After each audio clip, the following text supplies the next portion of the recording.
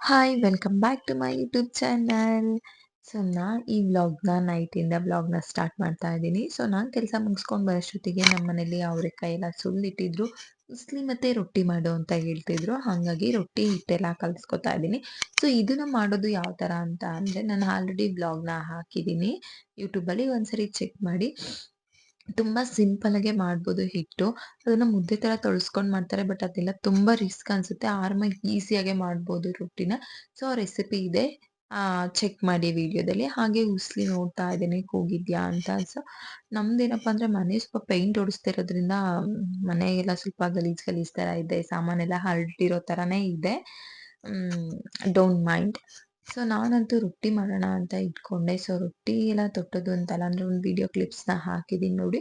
But ನಿಮಗೆ ಪೂರ್ತಿಯಾಗಿ ಬೇಕು ಅಂತ ಅಂದ್ರೂ ಕೂಡ ಅರ್ಥ ಆಗಿಲ್ಲ ಇದರಲ್ಲಿ ಅಂತ ಅಂದ್ರೆ ಇನ್ನೊಂದು ಬ್ಲಾಗಲ್ಲಿ ವಿಡಿಯೋದಲ್ಲಿ ಇದೆ, ಚೆಕ್ ಮಾಡಿ. ಸೊ ಉಸ್ಲಿ ಅಂತ ಈ ಸೀಸನಲ್ಲಿ, ಅವರೆಕಾಯಿ ಸೀಸನ್ ಅಂತ ಅಂದ್ರೆ ನಮ್ಮನೆಲ್ಲಂತೂ ಯಾವಾಗಲೂ ಉಸ್ಲಿ ಇದ್ದೇ ಇರುತ್ತೆ. ವೀಕ್ಲಿ 3 ಟೈಮ್ಸ್ ಆದ್ರೂ ಉಸ್ಲಿ ಇದ್ದೇ ಇರುತ್ತೆ. ಮತ್ತೆ ಹಾಗಾಗಿ ಸಾಂಬಾರು ಕೂಡ ಬರೀ ಕಾಳಿಂದು ಅದು ಇದು ಇದ್ದೇ ಇರುತ್ತೆ. ಸೊ ರೊಟ್ಟಿ ನೋಡಿ ನಾನು ಈ ತರ ಉಂಡೆ ತಗೊಂಡು ಆರಾಮಾಗಿ ಮಣೆ ಮೇಲೆ ಹಾಗೆ ತೊಡ್ಕೊತಾ ಇದ್ದೀನಿ. ಕೆಲವರು ಪ್ರೆಸ್ ಮಾಡ್ತಾರೆ, ಕೆಲವರು ಚಪಾತಿ ತರ ಲಟ್ಟಿಸ್ತಾರೆ. ಸೊ ಅದೆಲ್ಲ ಏನ್ ಬೇಡ. ಈ ತರ ನಾವು ಮಾಡೋ ತರ ಮಾಡಿದ್ರೆ ತುಂಬಾ ಈಸಿಯಾಗಿ ಆಗುತ್ತೆ ರೊಟ್ಟಿ. ಸೊ ಅದು ಸಿಂಪಲ್ ಆಗಿ ಒಂದ್ಸರಿ ವಿಡಿಯೋಸ್ನ ತಗೊಂಡು ಹಾಕಿದ್ದೀನಿ ನೋಡಿ. ರೊಟ್ಟಿ ಎಲ್ಲ ಎಷ್ಟು ಕಂಪ್ಲೀಟ್ ಆಗಿದೆ, ಎಷ್ಟು ರೌಂಡ್ ಆಗಿ ಬಂದಿದೆ ಅಂತ. ಹಾಗೆ ಒಂದ್ ಸೈಡು ನೀರ್ನ ಹಾಕ್ಬೇಕಾಗುತ್ತೆ. ಸೊ ಅದನ್ನ ಹಾಗೆ ನೀರ್ ಹಾಕಿ ಒಂದ್ ಬಟ್ಟೆಯಲ್ಲಿ ಪ್ರೆಸ್ ಮಾಡ್ತಿದ್ರೆ ರೊಟ್ಟಿನ, ಸೊ ಪೂರಿ ತರ ಉಬ್ತಿರುತ್ತೆ. ಅಷ್ಟು ಚೆನ್ನಾಗಿರುತ್ತೆ. ಪೂರಿ ಮತ್ತೆ ಚಪಾತಿ ತರಾನೇ ಉಬ್ಬುತ್ತೆ. ಮತ್ತೆ ಅಷ್ಟೇ ಸ್ಮೂತ್ ಆಗಿ ಕೂಡ ಇರುತ್ತೆ ರೊಟ್ಟಿ. ನೋಡಿ ನೀರೆಲ್ಲ ಯಾವ ತರ ಹಾಕಿದೀನಿ ಅಂತ. ಜಸ್ಟ್ ಒಂದು ಬಟ್ಟೆ ತಗೊಂಡು, ಬಟ್ಟೆ ಕೈಯಲ್ಲೇನೆ ನಾವು ಸವರ್ಬೋದು. ಕೈಯಲ್ಲಿ ಸವರಿದ್ರೆ ಏನಾಗುತ್ತೆ, ಬಿಸಿ ತಾಕುತ್ತೆ. ಹಂಗಾಗಿ ಬಟ್ಟೆಯಲ್ಲಿ ಈ ತರ ಮಾಡಿದ್ರೆ ಈಸಿ. ನನ್ ಪೂರ್ತಿ ವಿಡಿಯೋ ರೊಟ್ಟಿದ್ ಬೇಕು ಅಂತಂದ್ರೆ ವ್ಲಾಗ್ ಇದೆ, ಒಂದ್ಸರಿ ಚೆಕ್ ಮಾಡಿ. ಹಾಗೆ ಮನೆ ಎಲ್ಲ ಕ್ಲೀನ್ ಮಾಡ್ತಿದ್ವಲ್ಲ, ಪೇಂಟ್ ಮಾಡಿಸ್ಬೇಕು ಅಂದ್ರೆ ಸಾಮಾನೆಲ್ಲ ತೆಗ್ದಿಟ್ಟಿದ್ವಿ. ಹಂಗಾಗಿ ನಾವೇನೆ ಕ್ಲೀನ್ ಮಾಡ್ಕೊತಾ ಇದ್ವಿ. ಸೊ ತುಂಬಾ ಕಷ್ಟ ಆಗೋಯ್ತು ಗೈಸ್. ಒಂದು ಹೊಸ ಮನೆಗ್ ಪೇಂಟ್ ಮಾಡ್ಸೋದು ತುಂಬಾ ಈಸಿ. ಬಟ್ ಇರೋ ಮನೇಲಿ ನಾವು ಸಾಮಾನೆಲ್ಲ ಜರುಗ್ಸಿ ಆ ಕಡೆ ಈ ಕಡೆ ಇಟ್ಟು ಪೇಂಟ್ ಮಾಡಿಸ್ತೀವಿ ಅಂದ್ರೆ ಅದು ತುಂಬಾನೇ ಕಷ್ಟ. ಹಾಗಾಗಿ ನಾನಂತೂ ಸ್ವಲ್ಪ ಬೆಳಗ್ಗೆಯಿಂದ ಅಡ್ಗೆ ಮನೆ ಫಸ್ಟ್ ನಾವು ಒಡ್ಸಿದ್ದು ಅಡ್ಗೆ ಮನೆನೇ. ಮೇನ್ ಏನು ಅಂತಂದ್ರೆ ಅಡ್ಗೆ ತಿಂಡಿ ಮಾಡ್ಕೊಳಕ್ ಅದೇ ಅಲ್ವಾ ಬೇಕಿರೋದು. ಹಂಗಾಗಿ ಫಸ್ಟ್ ಅದನ್ನ ಕಂಪ್ಲೀಟ್ ಮಾಡ್ಕೊಳ್ಳೋಣ ಅಂತ ಹೇಳಿದ್ರು. ಹಂಗಾಗಿ ಫಸ್ಟ್ ಅದನ್ನೆಲ್ಲ ಸಾಮಾನೆಲ್ಲ ತೆಗ್ದಿ ಎಲ್ಲ ಕ್ಲೀನ್ ಮಾಡ್ದೆ. ಸೊ ಸ್ಟವ್ ಅಂತೂ ನನ್ಗೆಲ್ಲ ಅಷ್ಟು ಸ್ಟ್ರೈನ್ ಆಗಿತ್ತು. ನನ್ಗೆ ಅಷ್ಟೊತ್ತಿಗೆ ಸ್ಟ್ಯಾಮಿನಾನೇ ಇರ್ಲಿಲ್ಲ. ಸೊ ಅಭಿನೇ ಕ್ಲೀನ್ ಮಾಡಿದ್ರು. ಹಂಗೆ ನಮ್ಮ ಮಾವ ಮತ್ತೆ ಅಭಿ ಇಬ್ರು ಕೂಡ ಸ್ವಲ್ಪ ಕ್ಲೀನ್ ಮಾಡ್ಕೊಂಡ್ರು. ಮತ್ತೆ ನಾನು ಹಾಗೆ ಒಂದು ಬಿಫೋರ್ ಪೇಂಟಿಂಗ್ ಎಲ್ಲ ಯಾವ ತರ ಕಾಣಿಸುತ್ತೆ ಮನೆ ಅಂತ ಅಂದ್ಬಿಟ್ಟು ವಿಡಿಯೋ ಹಾಕಿದ್ದೀನಿ. ಸೊ ಆಫ್ಟರ್ ಪೇಂಟಿಂಗ್ ಯಾವ ತರ ವಿಡಿಯೋ ಆಗುತ್ತೆ ಅಂತ ಅದನ್ನ ನೆಕ್ಸ್ಟ್ ವಿಡಿಯೋಗೆ ಯಾವಾಗ ಕಂಪ್ಲೀಟ್ ಆಗುತ್ತೋ ಅವಾಗ ಅದನ್ನ ಆಡ್ ಮಾಡ್ತೀನಿ. ಸೊ ನೋಡಿ ಯಾವ ತರ ಇರುತ್ತೆ ಅಂತ. ಸೊ ಮನೆ ಅಂತೂ ನೋಡಿ ಎಲ್ಲ ಹೆಂಗ್ ಹರಡ್ಕೊಂಡು ಕೂತ್ಬಿಟ್ಟಿದೀವಿ ಅಂತ ಅಂದ್ರೆ ಬೇಜಾರಾಗ್ಬಿಡುತ್ತೆ. ಮತ್ತೆ ಯಪ್ಪ ಹೆಂಗಪ್ಪ ಎಲ್ಲ ಎತ್ತಿಡೋದು ಅಂತ ಅನ್ನಿಸ್ಬಿಡುತ್ತೆ. ಅಷ್ಟು ಕಷ್ಟ ಆಗುತ್ತೆ, ರಿಸ್ಕ್ ಆಗುತ್ತೆ. ಎಲ್ಲಾನು ತೊಳ್ದಿ ಮತ್ತೆ ಇಡ್ಬೇಕು ಅಂತ ಅಂದ್ರೆ. ಹಾಗೆ ಹಿಂದೆಗಡೆ ಸ್ವಲ್ಪ ಪ್ಯಾಸೇಜ್ ಇದೆ. ಆ ಪ್ಯಾಸೇಜ್ ಅಲ್ಲಿ ಸ್ವಲ್ಪ ಪಾಟ್ಗಳೆಲ್ಲ ಇದ್ವು. ತುಳಸಿ ಮತ್ತೆ ಕೆಲವೊಂದು ಹೂವಿನ ಗಿಡ ಎಲ್ಲಾನು. ಮತ್ತೆ ಪತ್ರೆ, ದೊಡ್ಡ ಪತ್ರೆದು ಎಲ್ಲಾನು. ಮತ್ತೆ ಅಲ್ಲೆಲ್ಲ ಬೇಡ ಸಾಕು, ಎಲ್ಲ ಗಲೀಜಾಗುತ್ತೆ ಜಾಸ್ತಿ ಅಂತ ಅಂದ್ಬಿಟ್ಟು ಆ ಪಾಟ್ ಎಲ್ಲ ಬೇರೆಯವ್ರಿಗೆ ಕೊಟ್ಬಿಟ್ವಿ ನಾವು. ಇಟ್ಕೊಳ್ಳೋದ್ ಬೇಡ ಸಾಕು ಅಂತ ಹೇಳ್ತಿದ್ರು. ಹಂಗಾಗಿ ಅದೆಲ್ಲ ಬೇರೆಯವ್ರಿಗೆ ಕೊಟ್ಟಿದೀವಿ. ಸೊ ಎಲ್ಲಾನು ಸ್ವಲ್ಪ ಕ್ಲೀನ್ ಮಾಡ್ಕೊಂಡು ಆಲ್ಮೋಸ್ಟ್ ನಾವು ಪೇಂಟ್ ಮಾಡಿಸ್ಬೇಕು ಅಂತ ಅಂದ್ಕೊಂಡಾಗ್ಲೇನೆ ಡಿಸೈಡ್ ಆಗಿದ್ವಿ. ಕೆಲವು ಹಳೆವೆಲ್ಲ ತೆಗ್ದಿ ಎಲ್ಲ ಆಚೆ ಹಾಕ್ಬಿಟ್ಟಿದ್ವಿ. ಆದ್ರೂ ಮನೆಗೆ ಪೇಂಟ್ ಮಾಡ್ಸೋ ಟೈಮಲ್ಲೂ ಕೆಲವೊಂದನ್ನೆಲ್ಲ ಬೇಡ ಅಂತ ಅವಾಗ ಡಿಸೈಡ್ ಮಾಡಿ ಕೆಲವೊಂದನ್ನ ಅವಾಗ್ಲೂ ಕೂಡ ಆಚೆ ಹಾಕ್ತಿದ್ವಿ. ಚೀಲಕ್ಕೆಲ್ಲ ವೇಸ್ಟೇಜ್ ಎಲ್ಲ ತುಂಬಿಡ್ತಿದ್ವಿ.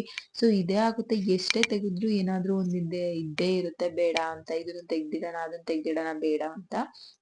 ಬಟ್ ಈ ಅಡ್ಗೆ ಮನೇಲಿ ಈ ತರ ವಾರ್ಡ್ರೋಬ್ ತರ ಇದೆ ಎಲ್ಲಾನು. ಬಟ್ ಇಟಾಲಿಯನ್ ಕಿಚನ್ ಏನಲ್ಲ.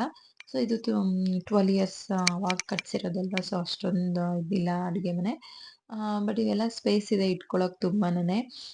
ಬಟ್ ಅದ್ರಲ್ಲೂ ಕೂಡ ಕೆಲವೊಂದು ಡಬ್ಬಿಗಳು, ಬಾಕ್ಸ್ಗಳು, ಪ್ಲಾಸ್ಟಿಕ್ದು ಎಲ್ಲಾದ್ರೂ ಹೋದಾಗ ಗಿಫ್ಟ್ ಕೊಟ್ಟಿರೋದು ಅದನ್ನು ಕೂಡ ಎಲ್ಲ ತಗೊಂಬಂದ್ ಅಲ್ಲೇನೆ ಹಾಕ್ತಿದ್ವಿ. ಹಂಗಾಗಿ ಬೇರೆ ಸಾಮಾನು ಇಟ್ಕೊಳಕ್ಕೆ ಜಾಗನೇ ಆಗ್ತಿರ್ಲಿಲ್ಲ.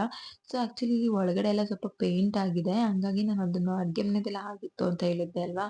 ಸೊ ಅದ್ರದ್ದು ಎಲ್ಲ ಸ್ವಲ್ಪ ವಿಡಿಯೋ ತಗೋತಾ ಇದೀನಿ ನೋಡಿ. ಇದ್ರದ್ದು ಕೂಡ ಎಲ್ಲ ಆಗಿದೆ ಪೇಂಟಿಂಗ್ ಎಲ್ಲ ಒಳಗಡೆ. ಸೊ ನಮ್ಗೆ ಫಸ್ಟ್ ಅವರು ಅಡ್ಗೆ ಮನೆನೇ ಪೇಂಟ್ ಮಾಡ್ಕೊಟ್ಟಿದ್ದು. ಮೇನ್ ಅದೇ ಬೇಕಲ್ವಾ ಅಂತ ಡೈಲಿ ನಮ್ಗೆ.